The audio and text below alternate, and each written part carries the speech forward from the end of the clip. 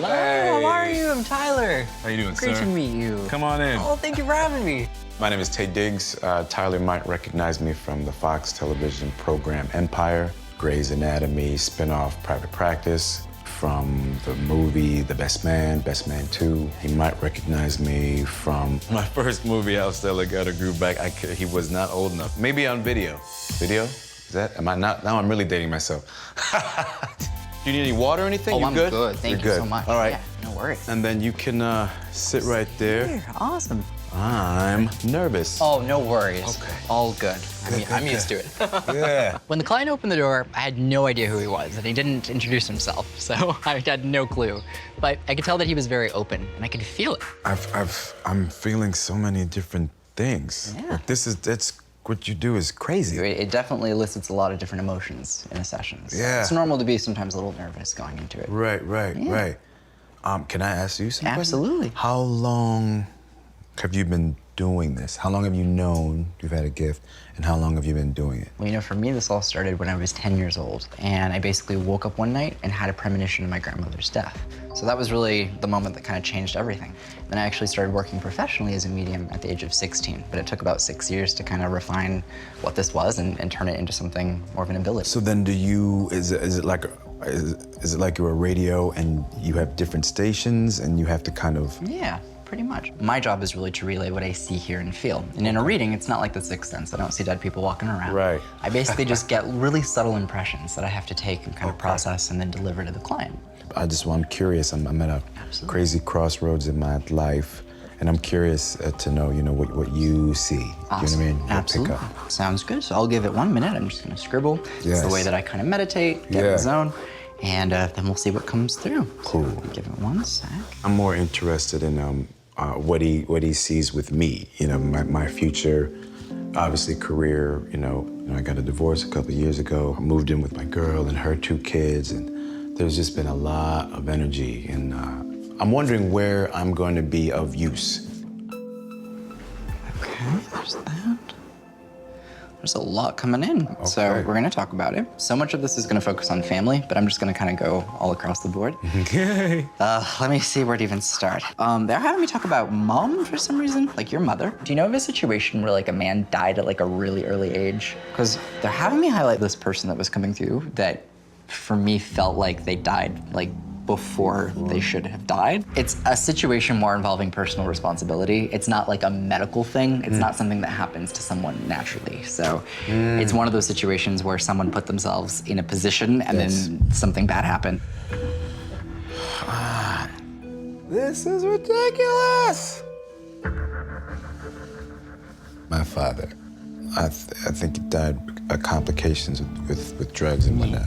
Does that make sense? That does. It Yeah. does. Okay. So it's that kind of feeling, and there's Yeah. a feeling of like resolve with this, like I'm at peace with this. Oh, okay. But there was an understanding of how my actions kind of affected how my life went, and that was Right. like the big thing that came through on the way here was like I'm aware of how basically the lifestyle that I lived Right. put me in these positions that led to my death. Okay. And I felt like it was important for this to be relayed to other people. If there's Okay. people in your life that still don't have closure Right. with how that necessarily went, that's okay. his way of trying to say, hey, look, I know that my actions led to this. If I Right. could have done it over, I would have done it a different way. The way that came through was more so just to kind of let like the women know in the family primarily, like, Okay. I appreciate what you've done. Got it. But I also understand that, like I said, I put myself in some Right. pretty tough situations. My mom will trip on that. Yeah, Okay. and there's an awareness of that. So just please know, it felt like directed at mom, and that was kind of like the big thing. Got it. Is where it came through. So. Okay. When he first mentioned my dad and what he felt, that I didn't really care. It's just because I didn't know him. Do you know what I mean? But then the more we talked about it and it came back to my mother, that's when I knew, okay, wait, this is for her. This is a message for her that will bring her a little bit more peace. Because I can't imagine what that, oh man. Yeah, I can't imagine what she went through, raising me solo and then having the father just jet. I can't believe that I didn't think of that. You know what I mean? She's my mom. I just figured, she's so strong, but that must have been something else for her. On the way here, there was a very clear acknowledgement of a feeling of regret about kind of what this individual would have done differently if they were able to do it over. My mother had to move away from him because of the drug use and abuse, physical abuse. And that's probably what he was regretting. Right. But that's about it, yeah. I didn't know much. Oh, you know what? Oh, and then I remember in high school, because, you know, as a kid, you hear all these stories about the father that you never had, and you dream about meeting him one day. I put him out of my mind, and then in high school, I started getting letters from him. Wow. And then I got really, really excited. And then one day I came from high school, and my mother, I opened the door, and my mother like saw me and gasped. And I thought she was laughing, but she actually was crying. And she said, he's dead, he's. I'd never seen any emotion from my mother speaking about my father. So I knew at that moment that he meant way more than I knew to her. When my mother told me my pop passed, I felt let down. You know, because I grew up watching after school specials. I thought I was gonna have a fairy tale ending where I was gonna meet my father and we were gonna, you know, get to know each other and get along, and then he was gonna be an added extra member of the family, and, you know, we'd go on bike rides and camping trips and and he had just started writing me. So I think I got 2 letters. I remember studying his handwriting, trying to look for all the similarities, you know, between him and myself. So then when I heard of his passing, I just, you know, at that time in my life, it was like, oh, here's another thing that just didn't work out. It was like I was mourning what could have been, you know what I mean? But, you know, in my life, I moved on to the next. So yeah. I feel like what they went through gives me purpose, because I feel like I was definitely supposed to happen, even though he wasn't necessarily as participatory as one would hope. It's interesting. Sometimes people will come through, they'll come through super clearly for 2 hours straight. Yeah. And other times they'll just say something really specific, boom, and then I don't feel them. Yeah, that's him. You know what I mean? Right. Just enough. Yeah, just enough. Just enough. Well, I hope that helps them. It does, man. I can ask you a question? Absolutely. I feel like I'm supposed to be. I'm wondering where I'm going to be of use. So the way this is coming in is they're definitely having me talk about like more directing and writing.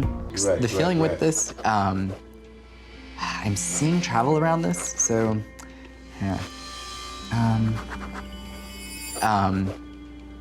Yeah. It's in New York. See, yeah. And they're bringing up stories of resilience and being able to like overcome huge issues. But this is coming across as like play-oriented, and it would be an opportunity, and I like it, but it's like overcoming, and I don't know why they're putting that around it. Yeah, that's what the play is about. Yeah, so and it's special because it feels like this is like something the world needs to see. Yes. And it's a message that in this time, in this world right now, we need more than ever. Yes. So like, what's the play about, if you can say? Race and sexuality and all of that stuff. Yeah. And the issues surrounding them.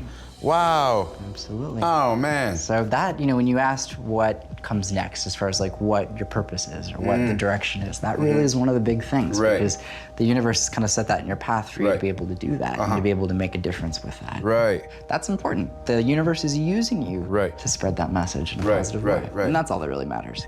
I'm so happy you said that, because I'm looking at this play as just career, as opposed to being of service, and you reminded me that this is a message that needs to be spread. So thank you for that. Oh, absolutely. Oh, it made me happy. Oh, good. Jesus, you're useful. That's the goal. Everything he said was very easily understood, and where I needed the most help. I thought it was just gonna be a glorified kind of show and tell, and tell me, you know, about my third uncle, and but this was nothing like that. This was some real life some real life stuff. This is real. This is real stuff.